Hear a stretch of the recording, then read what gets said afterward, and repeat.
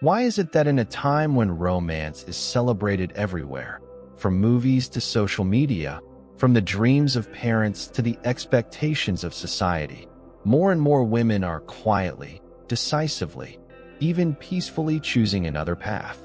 Why are so many turning away from relationships, not in bitterness, but with a kind of calm certainty, as though they've heard a deeper calling?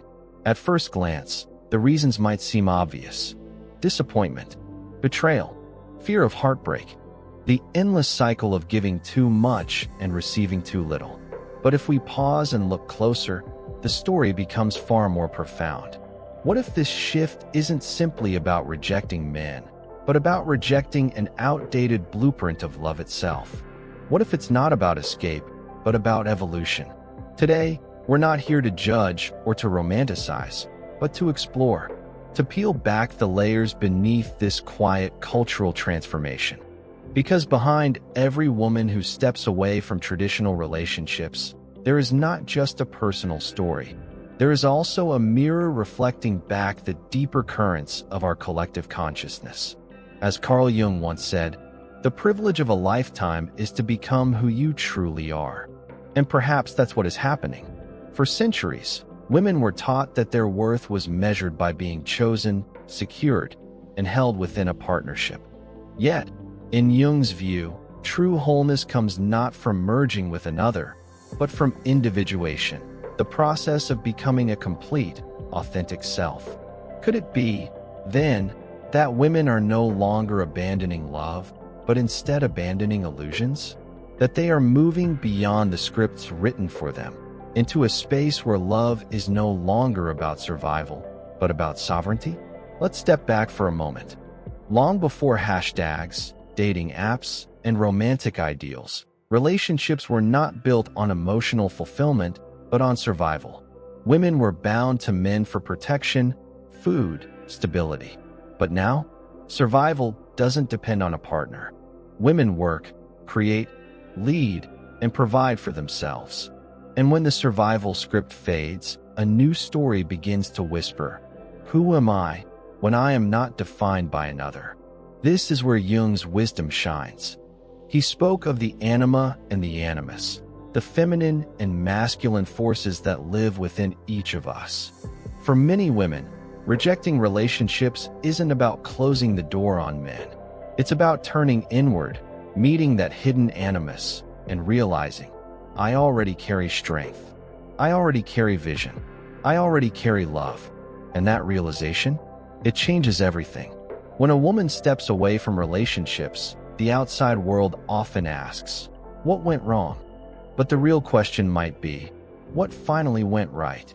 Because to choose oneself in a world that constantly demands self-sacrifice is not an act of failure.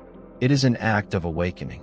Carl Jung once wrote, "There is no coming to consciousness without pain." And this truth runs through the lives of countless women. For many, the rejection of relationships is not born out of anger, but out of the painful process of shadow work. The shadow, as Jung described, is that hidden part of the psyche that holds everything we've been told to suppress: the ambition, the desire, the voice, the fire. For centuries, women were told to keep those shadows locked away, to be soft, agreeable, nurturing, endlessly giving. And when they projected their inner power outward, it often landed on men. The inner masculine, the animus, was not recognized within, but handed over to the partner, as though strength and leadership could only exist outside the self. But something is changing. Today, women are meeting their shadows face to face. They are realizing that the strength they once sought in another has always lived inside them. And this recognition doesn't make them colder, it makes them whole. To walk away from relationships, then, is not about hating men. It's about reclaiming the lost fragments of the self that were scattered across centuries of cultural conditioning. And yet, this path is not easy. It means confronting generations of invisible scripts that whisper, "You are only complete when chosen. You are only valuable when loved. You are only worthy when attached." Breaking those patterns feels like tearing out roots, like standing barefoot in unfamiliar soil. But as Jung said, until you make the unconscious conscious, it will direct your life, and you will call it fate. By rejecting relationships, many women are refusing to be directed by unconscious fate. They are daring to make their choices conscious. They are rewriting the story, not only for themselves, but for those who come after them. And here lies a quiet paradox. Solitude, once seen as emptiness, is revealed to be a fertile ground. In that silence, in that space once filled by compromise or sacrifice, something unexpected begins to grow. A new relationship, not with another, but with the deepest self. Beneath every choice to step away from relationships lies not only the personal, but the ancestral. The stories of mothers, grandmothers, entire lineages echo quietly in the psyche, shaping what women believe about love, dependency, and belonging. Jung called this the mother complex, not just the literal relationship with one's mother, but the symbolic inheritance of how we are taught to nurture, to be nurtured, and to measure our own worth. For many women, the mother complex carries a silent wound, the expectation to care for others endlessly while neglecting oneself. From childhood, the script is absorbed almost unconsciously. Be giving, be accommodating, be the safe harbor for everyone else, even at the cost of your own soul. And when this script is never questioned, it shapes adult relationships into patterns of self-abandonment. But here is the turning point. When a woman rejects relationships, it is often not because she has no capacity for love, but because she is finally learning how to mother herself, to provide the care, protection, and gentleness that perhaps were never fully modeled, to give herself permission to be her own source of belonging. As Carl Jung observed, archetypes move beneath us like unseen rivers, guiding entire generations. And the mother archetype is one of the most powerful. When distorted, it teaches sacrifice without limit. But when healed, it becomes a source of deep compassion, not only for others, but for the self. So when a woman says no to a relationship, she might actually be saying yes to a deeper kind of love, one that starts within. She is no longer pouring from an empty cup, no longer seeking a partner to fill the void of unmet needs. Instead, she is learning to tend her own inner garden, to water the roots of her being with patience and presence. This healing of the mother complex is not only personal, it is generational. Each woman who dares to step away from the old scripts heals a little of what was carried before her. She teaches, even in silence, that love is not an endless sacrifice. It is a balance of giving and receiving, a rhythm where the self is not erased but honored. And so, rejecting relationships can become not an ending, but a reparenting, a chance to step out of inherited expectations and into a new, conscious way of being. A way that says, I am worthy, not because someone chooses me, but because I choose myself. When we think of solitude, we are often taught to fear it.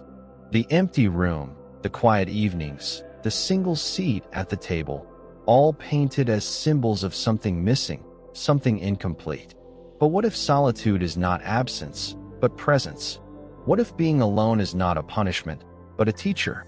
Carl Jung believed that silence and stillness are essential gateways to the unconscious. Without the noise of constant distraction, the psyche begins to reveal its hidden depths. And many women who reject relationships find themselves entering this territory, not as exiles, but as seekers. They are discovering that in solitude, the soul has room to breathe. In ancient traditions, the path of solitude was seen as holy. Shamans, mystics, priestesses all withdrew from society, not to escape life, but to touch it more deeply. They understood that to meet the divine, one must sometimes step outside the roles and expectations of the world. In much the same way, today's women are reclaiming solitude as a sacred practice. It is here, in the quiet, that the inner voice becomes clear. It is here that creativity blossoms, unfiltered by compromise. It is here that the heart learns to love without clinging, without fear, without the need to be validated by another.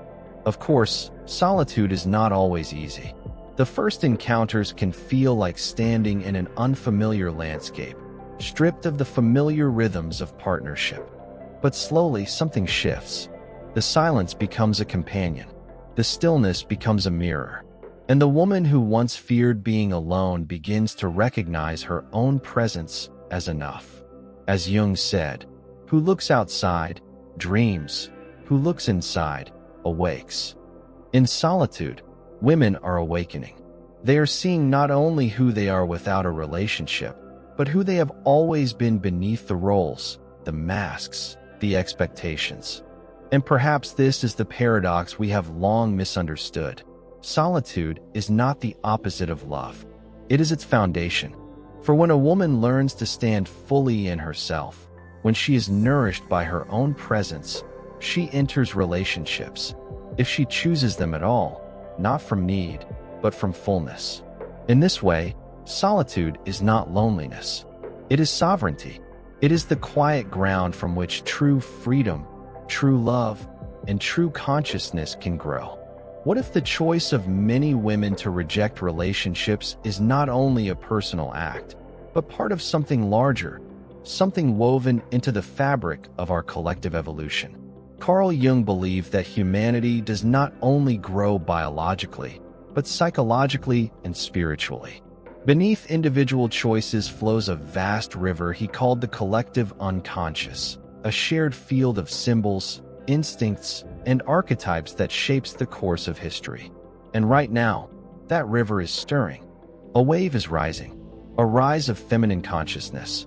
Now, let's be clear, when we speak of the feminine here, it is not about gender. It is about archetypal energy, intuition, receptivity, creativity, inner knowing, connection to the cycles of life. For centuries, societies have been tilted toward the masculine principle: action, conquest, domination, achievement at all costs. The feminine has been pushed aside, diminished, even forgotten. But it has not disappeared. It has been waiting, quietly, for this moment. When women choose to step away from traditional relationships, many are not rejecting love. They are rejecting structures that no longer serve their growth. They are saying no to being defined by someone else's approval. They are saying no to outdated myths of what success should look like. And in that refusal, they are saying yes to something deeper, the return of the feminine principle. As Jung wrote, the feminine side of man and the masculine side of woman are equally necessary for wholeness. What we are witnessing today is not a denial of the masculine, but a balancing. Women are awakening to their inner wholeness, integrating both anima and animus within. They are no longer outsourcing their power, but cultivating it inwardly. This is why rejecting relationships can feel revolutionary, because it is not just about stepping away from one man, or even from men altogether. It is about stepping into a new alignment of energies, both personal and collective. It is about creating space for a consciousness where worth is not tied to external validation, but to the recognition of the soul. And when enough women make this choice, the ripple spreads outward. The myths begin to shift. The old stories lose their grip. The new stories of sovereignty, of inner strength, of wholeness without dependency begin to take root. This is more than rebellion. It is renewal. It is the rebalancing of a world that has leaned too long in one direction.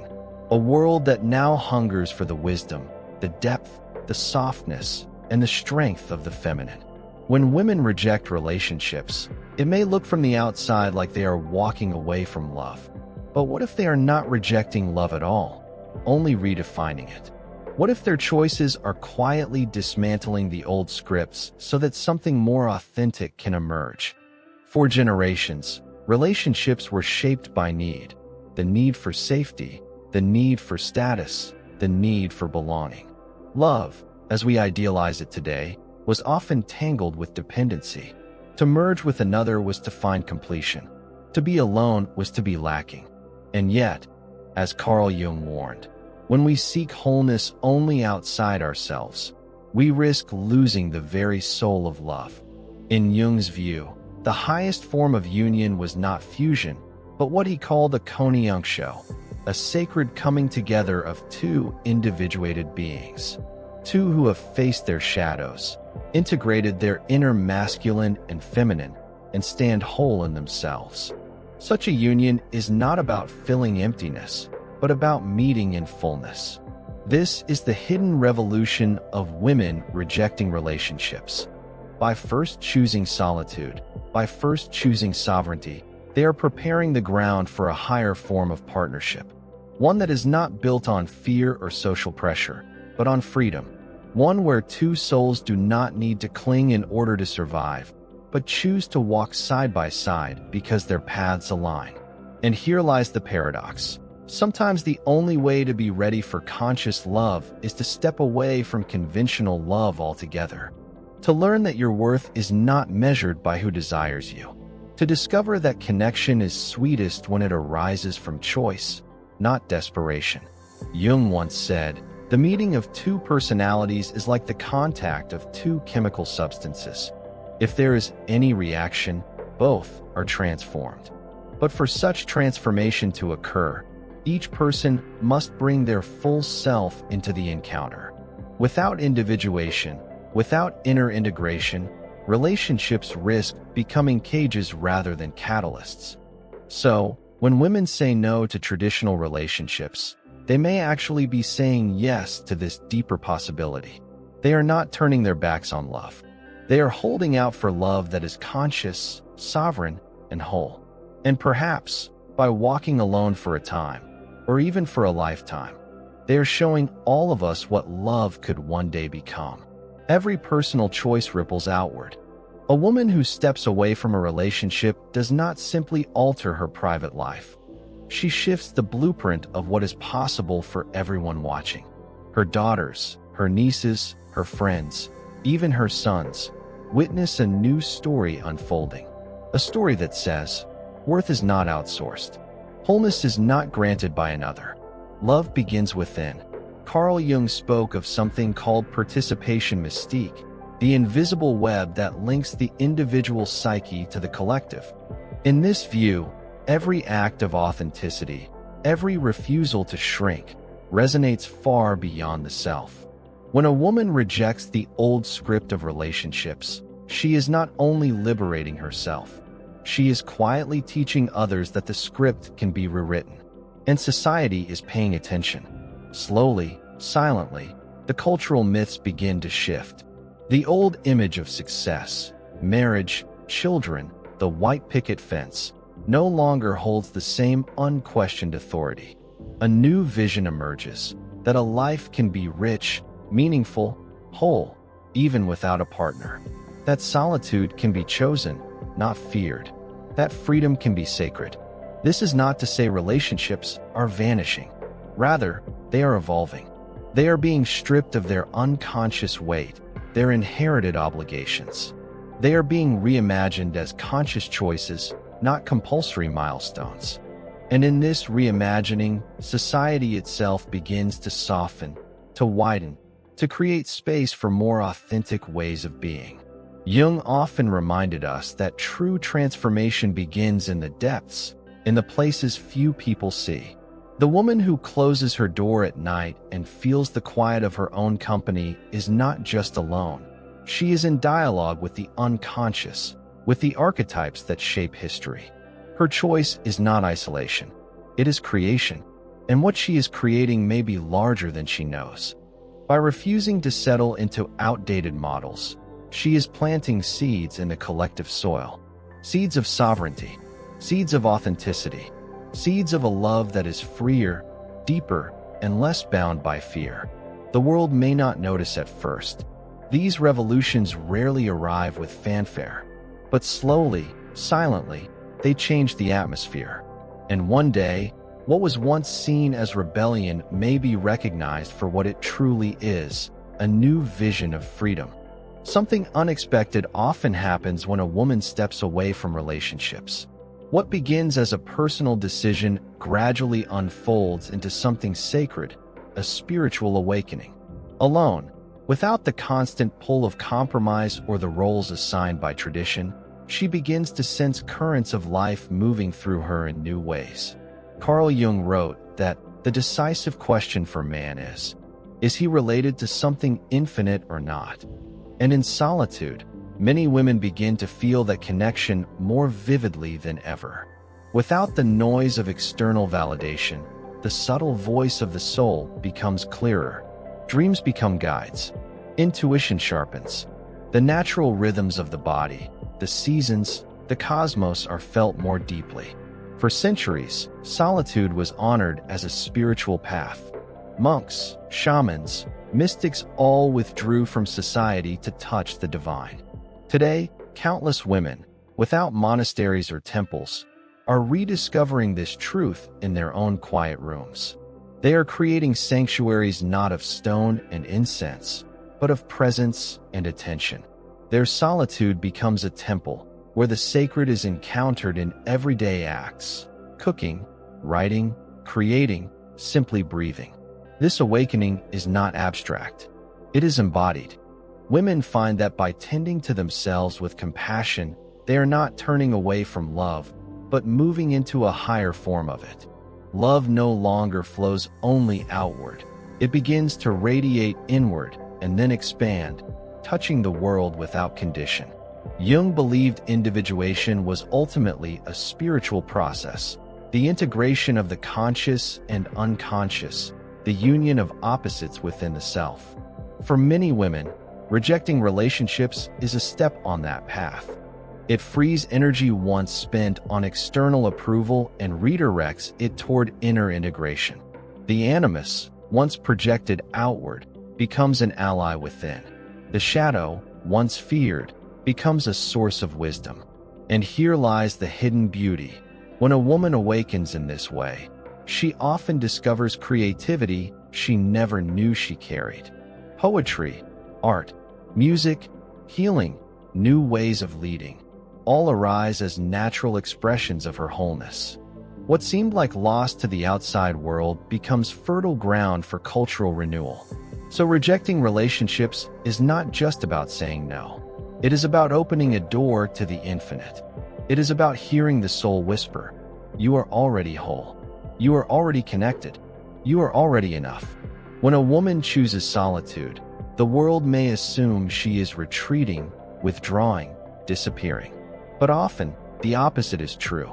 In the quiet space she creates for herself, something new begins to stir, a wellspring of creativity, a vision for leadership, a capacity to birth ideas that would never have found air in the noise of constant compromise. Carl Jung taught that when the psyche is freed from projections, when we no longer seek in others what must be found within, enormous energy is released. This energy does not vanish. It transforms. It seeks expression. And for many women, solitude becomes the crucible where that transformation takes shape. Historically, so much of women's creative energy was directed outward, nurturing families, maintaining households, supporting systems built by others. But when that same energy is reclaimed for the self, astonishing things can happen. Art emerges. New philosophies are born. Entirely new ways of teaching, healing, and building community begin to blossom. This is not selfishness, it is alchemy. Solitude becomes the fire where the raw material of life is transmuted into gold. A woman who once poured all her strength into sustaining relationships may now pour it into a book, a movement, a song, a sanctuary. And in doing so, she does not only transform herself, she transforms culture. Jung once remarked that the creative mind plays with the objects it loves. Alone, women rediscover what they love without the filter of another's approval. They play, they experiment, they risk. And from that play, entire new cultural patterns emerge. Think of the healers, the artists, the visionaries whose legacies were born not in the noise of society, but in the stillness of solitude. Many of the world's most profound spiritual and artistic movements were seeded in moments of quiet retreat, often by those who walked alone. Today's women continue that lineage, not withdrawing from life, but reimagining it. So rejecting relationships is not retreat. It is creation. It is the opening of a channel through which new forms of wisdom, art, and leadership can flow. And while the outside world may see emptiness, the truth is that her solitude is overflowing, not with absence, but with possibility. Perhaps the greatest misunderstanding about women rejecting relationships is the belief that they are turning their backs on love. In truth, many are not abandoning love at all. They are refining it, purifying it, waiting for it to rise to its highest form. Carl Jung hinted at this when he spoke of Konjunktio, the sacred union of opposites.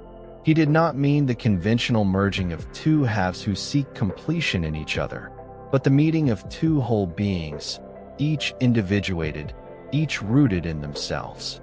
Only then, he believed, could a true, transformative union occur. This is why solitude so often comes first. It is not a rejection of love, but a preparation for it. A woman who has met her own shadow, integrated her inner animus, and healed her mother complex does not enter partnership out of fear or dependency. She enters from freedom. She does not need a man to define her. She chooses to meet another soul who stands equally whole. And here lies the paradox. The more a woman embraces her aloneness, the more spacious her love becomes. It is no longer bound by desperation or cultural scripts. It is no longer an unconscious transaction of need. It becomes a radiant overflow, love that can be given freely, not because she is empty, but because she is full. Jung once wrote, "The meeting of two personalities is like the contact of two chemical substances. If there is any reaction, both are transformed." This is the essence of conscious love. It does not diminish, it amplifies. It does not bind, it liberates. It does not erase individuality, it celebrates it. So, when a woman rejects conventional relationships, she may in fact be preparing the world for this higher form of love. A love that is not about possession, but about presence. Not about completion, but about communion. Not about fear, but about freedom. And even if she chooses to walk alone for a lifetime, her love does not vanish. It radiates inward and then outward into her work, her art, her community. It touches the collective, reshaping how we all understand intimacy and connection. What looks like absence is often abundance.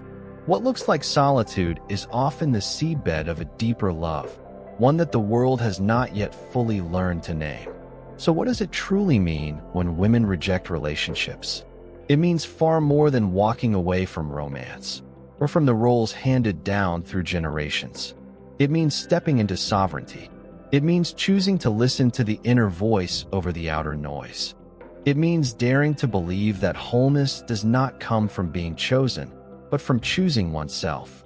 Carl Jung taught that each individual choice carries weight beyond the personal. The psyche is not isolated. It is woven into the great fabric of humanity. When a woman says no to an outdated script, she is not only liberating herself, she is shifting the archetypal story for all of us. She is teaching silently, by her very being, that love is not a condition for worth. And perhaps this is the quiet revolution we are living through now. Women around the world are rediscovering solitude as sacred, shadow as wisdom, the inner animus as strength, the mother complex as a wound that can be healed. They are rejecting not men, but illusions. They are clearing space for new forms of love, new forms of creativity, new forms of leadership that rise not from need, but from fullness. In Jung's view, evolution is not only physical, but spiritual. Humanity unfolds through the collective unconscious, through archetypes shifting, through symbols renewing, through individuals daring to live differently. And in this moment, the choice of women to live without traditional relationships is not a retreat from love. It is a birth of new love, a love that honors freedom as deeply as connection, a love that does not erase the self, but magnifies it. So maybe we have been asking the wrong question all along. Instead of why are women rejecting relationships, perhaps we should ask, what new world are they building? A world where solitude is not shameful, but sacred. A world where relationships are chosen, not imposed. A world where wholeness begins within and love flows outward as a gift, not a demand. Every woman who chooses this path is not leaving something broken behind. She is creating something the world desperately needs. A deeper future, a new blueprint for love, a revolution of the spirit. And that revolution begins not in the grand gestures, but in the quietest of places, the human heart, listening, remembering, becoming whole. If this journey stirred something within you, if it opened a new way of seeing love, solitude, and the power of the self, I invite you to stay connected.